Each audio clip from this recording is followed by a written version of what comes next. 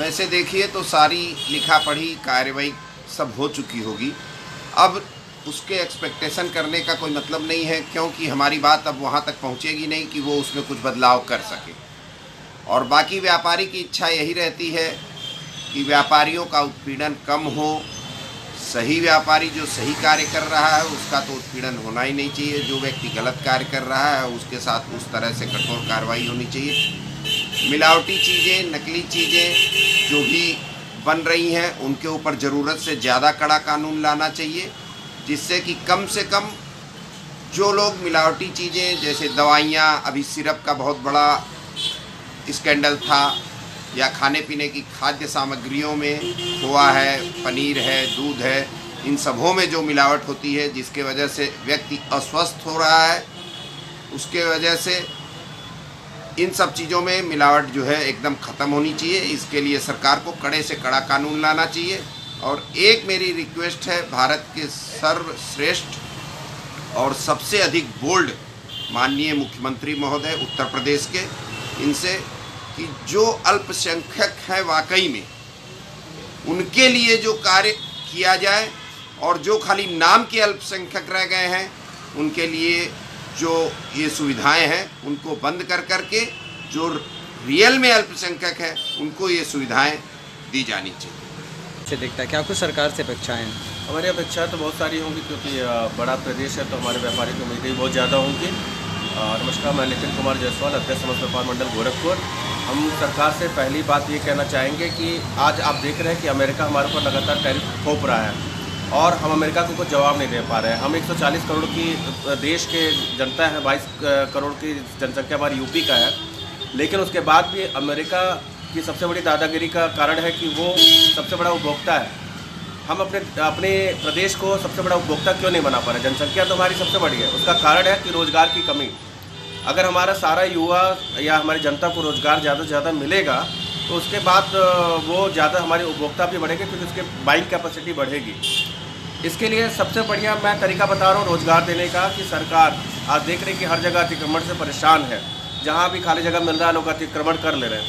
Better है सरकार छोटे छोटे दुकानें, ई कार्ट, मूविंग दुकानें बना के जो भी हाईवेज़ हैं शहर के अंदर जो भी खाली जगह है वहाँ पे उनको किराए पे दे, बहुत छोटा नॉमिनल किराया। आज सरकार जो भी काम कर रही है कमर्शियल कर रही है, किराया बढ़ा दे रही है। इससे जब आप दुकानें दे देंगे तो वो अपना दुकान लगा लेंगे, किसी भी तरह से दुकान खोल लेंगे। आप 10 लाख रुपए दे दीजिए, लेकिन जो आपकी वर्किंग प्लेस नहीं होगा तो मुश्किल होगा। तो उनको आप दे दीजिए, नॉमिनल किराया लीजिए, आप देखिए कि आपके रोज़गार की बहुत ज़्यादा बढ़ोतरी हो जाएगी। हर व्यक्ति दुकानदारी कर सकता है। पहली चीज़ तो हमारी ये डिमांड है। दूसरी बात यह है कि हमें व्यापार बहुत सरल होना चाहिए, सिंगल विंडो होना चाहिए, कोई भी रजिस्ट्रेशन वगैरह का प्रोसेस एक होना चाहिए। अब पता चले कि एक दुकान खोल रहे हैं, फूड का अलग लाइसेंस लेना, जीएसटी से अलग लेना है और डिपार्टमेंट लेबर लॉ से अलग लेना, कुछ नहीं। एक रजिस्ट्रेशन करा रहे हैं, उसमें सारी सिंपली तुरंत हो जाना चाहिए। जब तक कि बहुत ज़्यादा फायर वगैरह सब एक जगह से ही हो जाना चाहिए, जब तक कि बहुत क्रिटिकल ना हो, अपने आप ये बाय डिफ़ॉल्ट होना चाहिए। सिंगल विंडो को और सरल होना चाहिए और ये लाल फीताशाही बंद होना चाहिए इसमें। दूसरी चीज़, व्यापारियों की सुरक्षा की कोई बात नहीं होती है। हम व्यापारी सबसे बड़ी जनसंख्या है, सबसे बड़ा हम रोज़गार देते हैं, सबसे बड़ा ज़्यादा टैक्स देते हैं, लेकिन व्यापारी की सुरक्षा के नाम पे कुछ नहीं है। जितने भी जीएसटी के रजिस्टर्ड व्यापारी हैं उन सभी को कम से कम 10 लाख का आयुष्मान योजना में लाभ देना चाहिए और 10 लाख का आयुष्मान बीमा होना चाहिए और 10 लाख का दुर्घटना बीमा भी होना चाहिए सारे जीएसटी रजिस्टर्ड व्यापारियों का। ये सरकार को तुरंत तो ये करना चाहिए, हम लोग बहुत साल से डिमांड कर रहे हैं। उसके अलावा जीएसटी का प्रोसेस अब पहले 5 करोड़ के नीचे तक थोड़ा सरल था, उस पर नए नए ऐड करते जा रहे, फील्ड्स ऐड का उसमें 12 नंबर उसमें वो ऐड किया है। अब उसमें आपको एक सेशन का डिटेल अलग भरना है, बिल कैंसिलेशन का डिटेल आप टिपिकल करते जा रहे हैं। आप ही बताइए, व्यापारी व्यापार करेगा कि आपको बैठ के खाली आपके फॉर्म भरता रहेगा? ये सारा काम नहीं करते। रिटर्न भर रहा था, उतना सफिशिएंट था, उसके बाद परचेस की डिटेल्स आपके ऑनलाइन आ रही थी। अब इतने ज़्यादा क्रिटिकल करेंगे तो आदमी इससे रिमूव होगा, जीएसटी रजिस्ट्रेशन करना नहीं चाहेगा। तो हम चाहेंगे कि इसको भी हटाया जाए और इस काम को किया जाए। देखिए, यूपी का बजट है तो सर्वाधिक निगाहें हम सबकी उस पर लगी हुई है और यूपी एक डेवलपिंग स्टेज में है और काफ़ी कुछ योगी जी के आने के बाद बदलाव इसमें आया है। समझिए कि हमारे प्रदेश में आज के डेट में 20-22 एक्सप्रेसवे बहुत बड़ी चीज़ है, 10 तो ऑलरेडी कंप्लीट होने के कगार पर है और बाकी 12 पाइपलाइन में आने जा रही है इस बजट के माध्यम से। कई शहरों में हमें उम्मीद है कि मेट्रो का भी इंट्रोडक्शन होगा।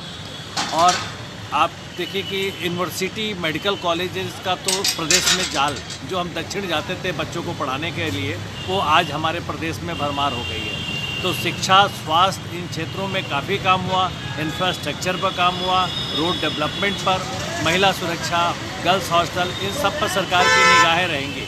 सरकार एक बुनियादी ढांचा खड़ा करके प्रदेश को महाराष्ट्र जैसे औद्योगिक प्रदेश से ऊपर लाने की कोशिश कर रही है, ताकि हर व्यक्ति को रोजगार मिले, हर व्यक्ति को शिक्षा मिले। ये योगी जी की मंशा है, हर आदमी स्वस्थ रहे, यही इच्छा है। इस बार के बजट में क्या लग रहा है कि ये होना चाहिए जो पिछली बार के बजट में नहीं हो पाया? देखिए, रिसर्च के क्षेत्रों में काफ़ी कुछ बजट एलोकेशन की उम्मीद है और अन्य क्षेत्रों में भी काफ़ी उम्मीद है। जैसे स्वास्थ्य का में रिमोट लोकेशंस पर स्वास्थ्य केंद्र खोले जाएंगे, उनमें पर्याप्त मात्रा में दवा, बड़े बड़े रोग जो हैं जिनका इलाज प्रदेश के अंदर हो, हर व्यक्ति को इलाज उपलब्ध हो, इन सब क्षेत्रों में हर आदमी को आवास उपलब्ध हो। इन बजट के माध्यम से सरकार इसको पूरा करने की कोशिश करेगी।